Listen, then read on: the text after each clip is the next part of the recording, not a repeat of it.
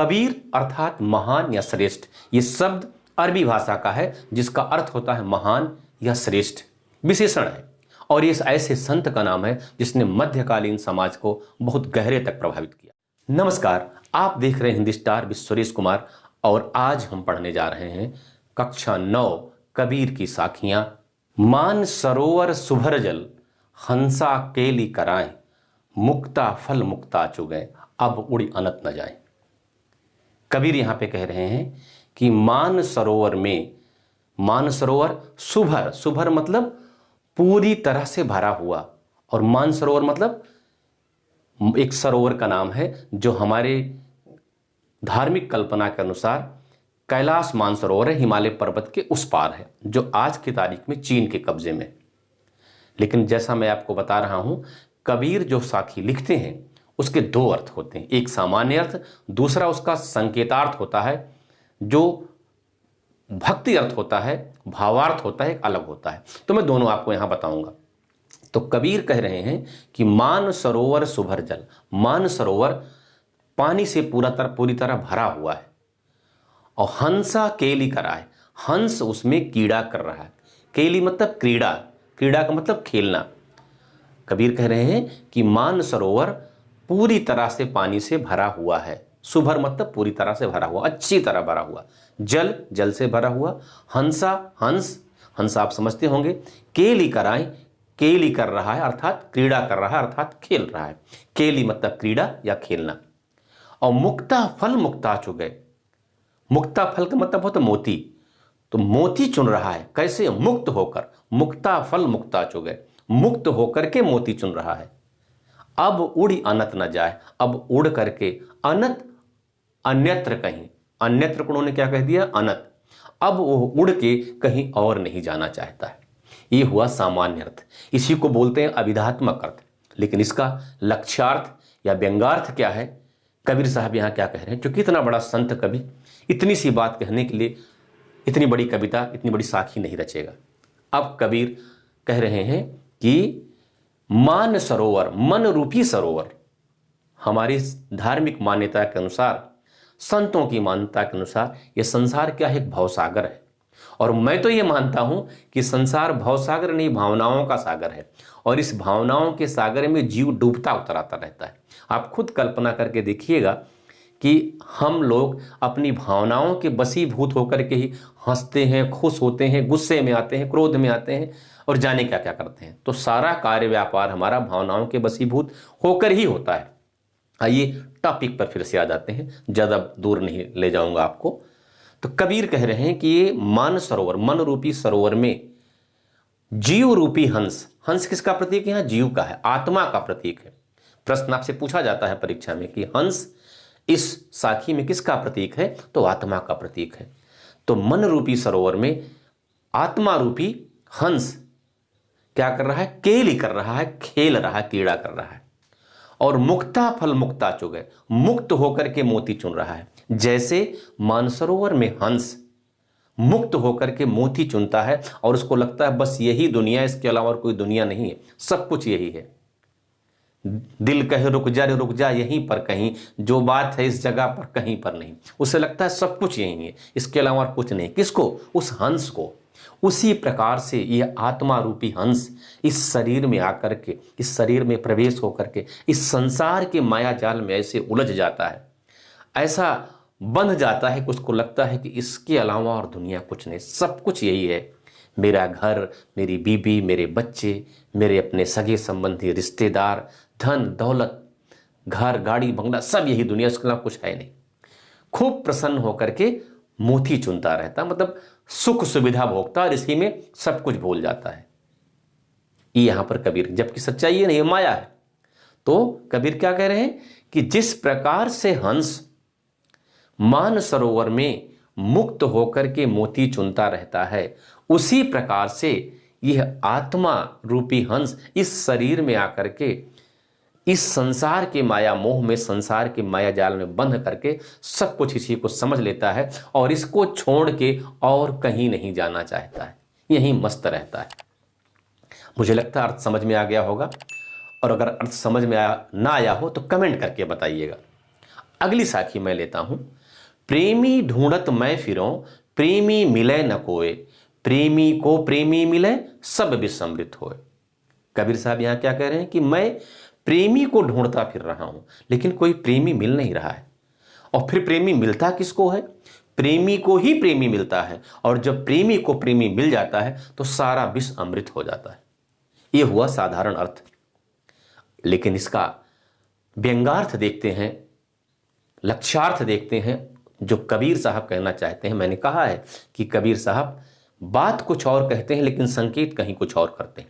एक एक साखी के दो दो अर्थ कम से कम होते हैं। और साखी का मतलब होता है साक्षी, साक्षी का मतलब विटनेस, गवाह।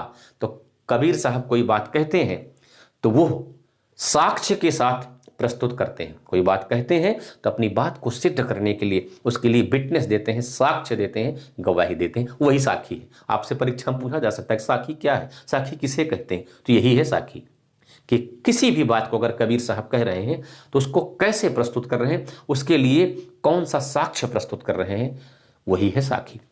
तो आइए फिर से साखी पर हम आते हैं। कह रहे हैं कि प्रेमी ढूंढत मैं फिरूं, मैं प्रेमी ढूंढता फिर रहा हूं और प्रेमी मिल नहीं रहा है। लेकिन प्रेमी मिलता किसको है? प्रेमी प्रेमी को मिलता है, और जब प्रेमी प्रेमी को मिल जाता है तो सारा विष अमृत हो जाता है। ये हुआ साधारण अर्थ।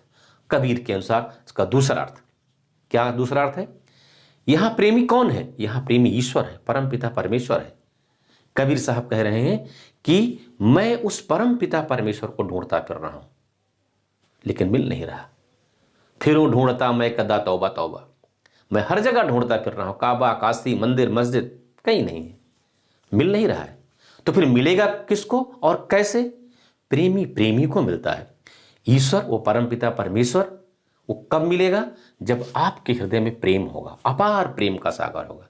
क्योंकि आप जानते होंगे कि समान वस्तुएं ही समान वस्तुओं को आकर्षित करती हैं। आप जैसे होंगे वैसे ही लोग आपके जीवन में आएंगे। आप अच्छे होंगे, अच्छे लोग आएंगे, बुरे होंगे, बुरे लोग आ जाएंगे। आप किसी पार्टी में जाइए, देखिए पियक्कड़ लोग का अपने आप एक ग्रुप बन जाता है, सबका। घुमक्कड़ लोगों का अलग ग्रुप बन जाता है, नाचने वालों का अलग ग्रुप बन जाता है, ठीक है, बच्चों का अलग ग्रुप बन जाता है। इकट्ठे होता है, नेचुरल चीज है, नैसर्गिक चीज है, कुदरती है। तो यहां पर कबीर साहब भी यही कह रहे हैं कि प्रेमी ढूंढत मैं फिर, मैं प्रेमी को ढूंढता फिर रहा हूं, अर्थात परमपिता परमेश्वर ईश्वर को ढूंढता फिर रहा हूं। इधर उधर मंदिर मस्जिद गिरजाघर मिल नहीं रहा है। मिलेगा किसको? मिलेगा कैसे? प्रेमी को प्रेमी मिले, जिसके हृदय में प्रेम होगा, जो सच्चा प्रेमी होगा, जिसका हृदय पाक साफ होगा, जिसके हृदय में कोई विकार नहीं होगा, कोई बुराई नहीं होगी, दूषित नहीं होगा, कलुषित नहीं होगा, उसी को ईश्वर मिलता है, उसी को प्रेमी मिलता है। और जब ईश्वर मिल जाता है, जब वो प्रेमी मिल जाता है, प्रेमी रूपी ईश्वर मिल जाता है, तो सारे कष्ट दूर हो जाते हैं, सब विष अमृत होए। विष का मतलब है जो आपके जीवन में बहुत सारी तकलीफें हैं, कष्ट है, दुश्वारियां हैं, सब स्वतः समाप्त हो जाती हैं। यह कबीर साहब की धारणा है, यह कबीर साहब कह रहे हैं। मुझे लगता है आपको समझ में आ गया होगा। नहीं समझ में आया होगा तो कमेंट करके बताइएगा, मैं अगले वीडियो में और अच्छे से इसको समझाऊंगा। अब कबीर का संक्षिप्त परिचय मैं आपको बता देता हूं। संक्षिप्त परिचय क्या है? कबीर का जन्म 1398 में काशी में हुआ था। इनके माता पिता के बारे में पता नहीं है। इनको किसी ने लहरतारा, एक जगह है, तालाब है काशी में, वहीं फेंक दिया था। नीरू नीमा नामक जुलाहे सुबह मॉर्निंग वॉक पर जा रहे थे, उनके बच्चे नहीं थे, उन्होंने देखा, उनको उठा लिया, उन्होंने पालन पोषण किया। ऐसा माना जाता है कि 1398 में 1398 में इनका जन्म हुआ था। और उसके बाद इन्होंने बहुत सारी रचनाएं लिखी। साखी, सबद, रमैनी, ये 3 मुख्य उनकी रचनाएं हैं। याद रखिएगा, साखी, सबद, रमैनी आपकी परीक्षा में आ सकता है। और इन सब का संग्रह कबीर ग्रंथावली में मिलता है। लेकिन इनका जो मानक ग्रंथ है, जो प्रामाणिक है, सब मानते हैं, उसको बोलते हैं बीजक। क्या बोलते हैं? बीजक। तो आपसे परीक्षा में पूछ सकते हैं कि कबीर साहब के ग्रंथों का प्रामाणिक संग्रह क्या है? तो बीजक है। और एक विशेषता यह है कि इनके कुछ पद गुरु ग्रंथ साहब में भी मिलते हैं, जो सिखों का ग्रंथ है। यहां एक भी एक प्रश्न बन सकता है कि कवि कौन से ऐसा कवि है या कौन सा ऐसा भक्तकालीन कवि है जिसकी कुछ रचनाएं गुरु ग्रंथ साहब में भी मिलती हैं? तो आंसर क्या होगा? कबीर। और इनकी मृत्यु हुई है 1518 में 120 साल का जीवन रहा है। 1398 मतलब हो गया 1400, पूरा 1400 जी 1518 में मृत्यु होती है और 120 साल का जीवन काल है लगभग। और आप इसको याद कैसे रखेंगे, हम थोड़ी सी छोटी सी कहानी बता देते हैं, उससे शायद आपको याद रहे।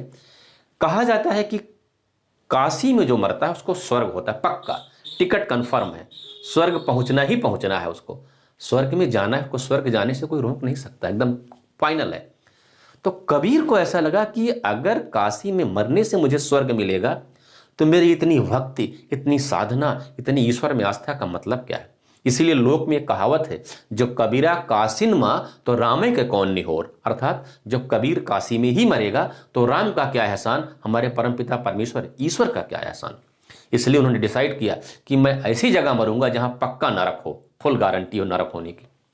तो कहीं से उनको मालूम चला कि बस्ती एक जिला है, उत्तर प्रदेश का बॉर्डर का जिला है, वहां एक जगह है मगहर, वहां मरने से पक्का नरक मिलता है। तो उन्होंने आखिरी समय में जाके मगहर में अपना स्थान कुटी बनाई कि हम वहीं रहेंगे, ताकि वहीं मरें। अगर काशी ही मरेंगे तो पक्का स्वर्ग होगा, तो इसमें मेरी भक्ति का योगदान, इसलिए हम ऐसी जगह जाते हैं जहां मरने से पक्का नरक होगा। तो कितना जिद्दी और कितना अक्खड़ स्वभाव के थे कबीर साहब। तो वो मगहर में गए और वहां उन्होंने आखिरी सांस ली, वहीं पर मरे। तो कबीर का जन्म काशी में 1398 में, मृत्यु मगहर में 1518 में। और कबीर की एक विशेषता ये थी कि उस सदुक्कड़ी भाषा, सदुक्कड़ी भाषा के कवि थे। मतलब सदुक्कड़ी भाषा क्या है, सदुक्कड़ी भाषा या पंचमेल खिजड़ इनकी भाषा को कहा जाता है। और कैसे, क्योंकि इनकी कविताओं में, इनकी साखियों में तमाम क्षेत्रीय भाषाओं के शब्दों को ले लेते थे।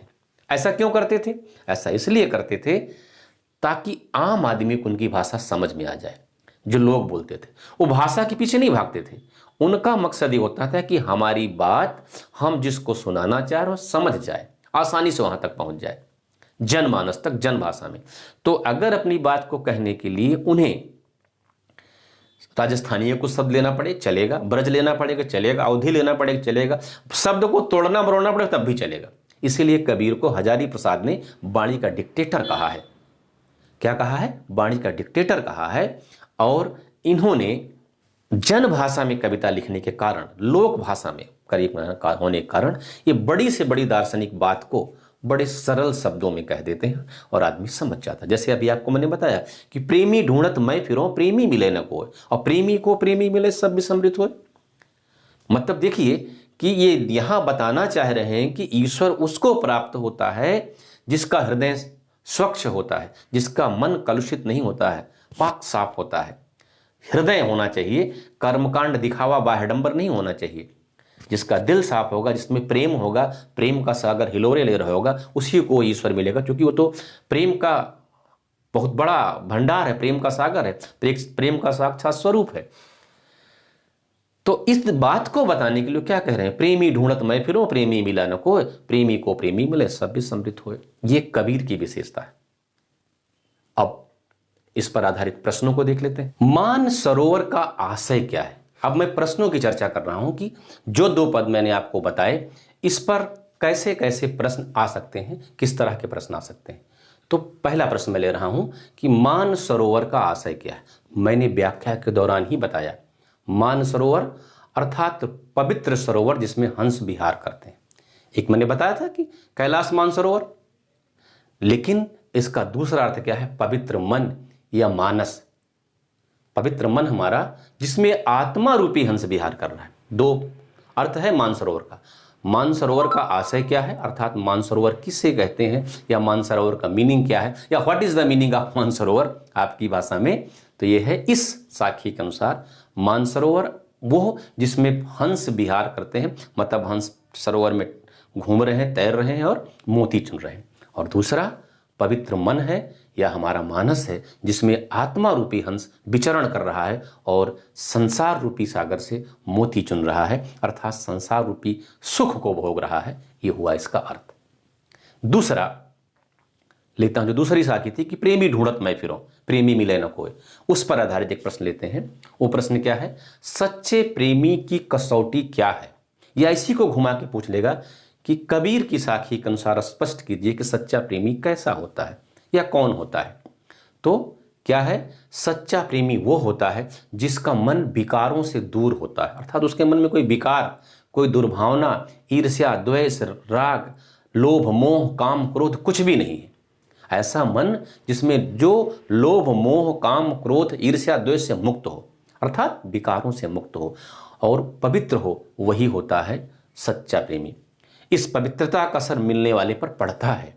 अगर आपका मन इतना पवित्र है कि आपका लोभ, मोह, काम, क्रोध से परे हैं, आपके मन में प्रेम ही प्रेम है, तो इसका असर भी पड़ेगा जो आपसे मिलेगा, और ऐसे प्रेमी को प्रेमी जरूर मिलता है। अर्थात यहां पर कबीर ये कहना चाहते हैं कि सच्चा प्रेमी वो है जिसका मन विकारों से दूर होता है, पवित्र होता है। विकारों का मतलब है कि ऐसा मन जो लोभ, मोह, काम, क्रोध से मुक्त हो, जिसमें किसी प्रकार की दुर्भावना ना हो, ईर्ष्या, द्वेष ना हो। और ऐसे व्यक्ति को तो प्रेमी रूपी ईश्वर का प्रेम जरूर मिलता है, और जब मिल जाएगा तो उसके सारे जीवन के कष्ट समाप्त हो जाएंगे।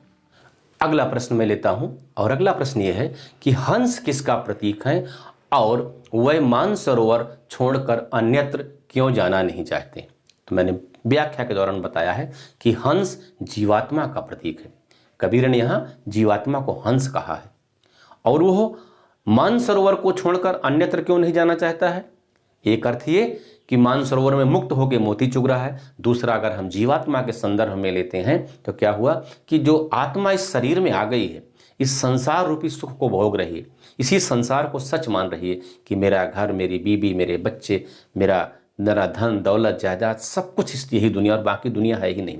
इस संसार के सुख भोग में इतना लिप्त हो गई है कि इस माया के बंधन से मुक्त ही होना नहीं चाहती है। उसको लगता है कि इसके अलावा और दुनिया कुछ नहीं, इससे बेहतर दुनिया कुछ नहीं।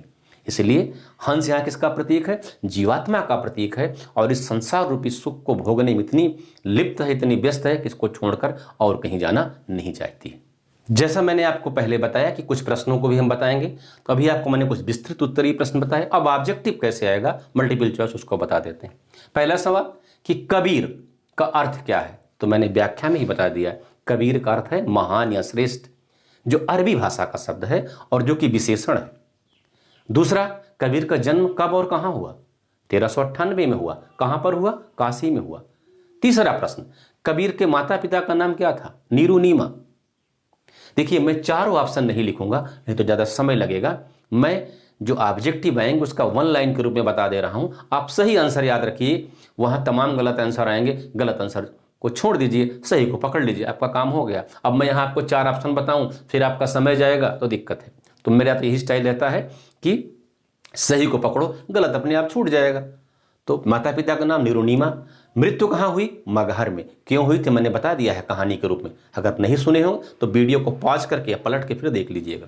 कब हुई थी? 1518 में हुई थी। कबीर की सारी रचनाएं कहाँ, कौन से ग्रंथ में संकलित है? कबीर ग्रंथावली में। लेकिन कबीर का प्रमाणिक ग्रंथ कौन सा माना जाता है? बीजक। याद रखिएगा, बीजक। और कबीर की रचनाएं कौन कौन सी हैं? साखी, सबद और रमैनी। 4 ऑप्शन आ गया कि निम्नलिखित में से कबीर की रचनाएं हैं साखी, सबद, रमैनी, उपरोक्त सभी, तो सभी हो जाएगा। याद रखना है कि 3 हैं, तीनों का संग्रह बीजक में है। ठीक है। और भाषा कैसी थी कबीर की? कबीर की भाषा कैसी थी? सधुक्कड़ी, पंचमेल खिचड़ी, उपरोक्त दोनों, इनमें से कोई नहीं। तो दोनों, सधुक्कड़ी भाषा को ही पंचमेल खिचड़ी भी कहते हैं। क्यों कहते हैं बता दे रहा हूं, क्योंकि कबीर की जो साखियां हैं, कबीर के जो पद हैं, उनमें विभिन्न भाषाओं के शब्द आ गए हैं। वो राजस्थानी भी है, ब्रज भी है, पंजाबी का भी है, अवधी भी है, पूर्वांचल की भी कोई बोली है। ऐसा वो क्यों करते थे? ऐसा इसलिए करते थे ताकि आसानी से अपनी बात जनमानस तक पहुंचा सकें। उनका मकसद कविता लिखना नहीं था, उनका मकसद सही बात को जनता तक पहुंचाना था, जनता में ज्ञान का संचार करना था, जन जागरण फैलाना था। इसके लिए उनकी भाषा का कोई बंधन नहीं रखा, जैसे भी हो बात कहलवा दी। कबीर के बारे में हजारी प्रसाद द्विवेदी ने कहा है कि कबीर वाणी के डिक्टेटर थे। वो अपनी बात भाषा से मनवा लेते थे। अगर सीधे मानी तो ठीक है, नहीं तो दरेरा देके जबरदस्ती मनवा लेते थे। भाषा उनके पीछे पीछे घूमती थी। तो पूछ सकता है कि कबीर को वाणी का डिक्टेटर किसने कहा? हजारी प्रसाद द्विवेदी ने। या कौन सा ऐसा कवि जिसे वाणी का डिक्टेटर कहा जाता था? ऑप्शन कबीर। फिर मान सरोवर अनत न जाहि जो लाइन थी, इसमें अन्योक्ति अलंकार है, क्योंकि मानसरोवर के माध्यम से कवि किसी अन्य अर्थ की ओर संकेत कर रहा है, दार्शनिक अर्थ की ओर, अध्यात्म का संकेत कर रहा है, इसलिए यहां पर अन्योक्ति अलंकार है। तो अब आप समझ गए होंगे ये रहे प्रश्न, और बहुत लंबा समय हो जाएगा, इसलिए मैं बाकी की पंक्तियां अगले वीडियो में बताऊंगा। इस वीडियो में बनाऊंगा तो बहुत लंबा हो जाएगा। वीडियो अच्छा लगा हो तो लाइक, कमेंट, शेयर और सब्सक्राइब करना मत भूलिएगा। मिलते हैं अगले वीडियो में, तब तक के लिए जय हिंद, वंदे मातरम।